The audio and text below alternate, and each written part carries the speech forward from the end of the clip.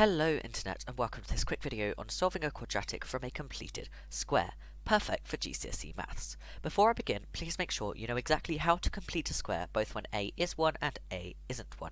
I have videos on those two topics up on my channel already. Let's begin by taking a look at this question here, asking us to solve 4x squared plus 12x minus 5 equaling 0 by completing the square. So our first step, of course, is to complete the square, which I've done for you here.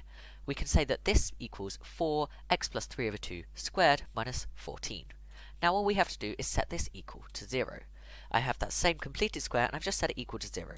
From here we can just solve algebraically.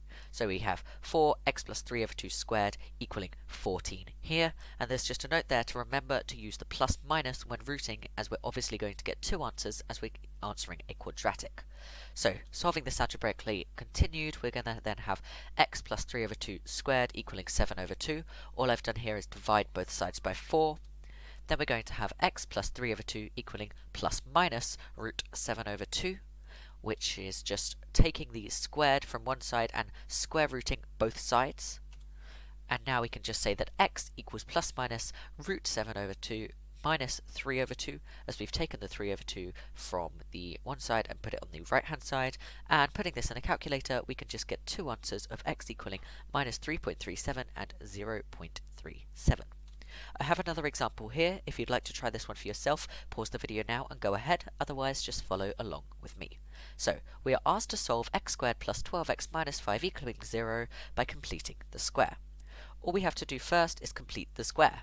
So to do this we have x plus 6 squared minus 41. Again, I have videos up on this on my channel. Now, we can set this equal to 0, it's just our same thing equaling 0, and solve algebraically. So our first step here is going to be to move that 41 over, meaning we take the minus 41 from the left and add that. So we're adding 41 to both sides to get x plus 6 squared equaling 41. Next up, we're going to do x plus 6 equals plus minus root 41, as we're square rooting both sides. And then finally, we can say that x equals plus minus root 41 minus 6, as we're taking 6 from either side, and we put this in a calculator to get two answers of x equaling 0.4 and x equaling minus 12.4.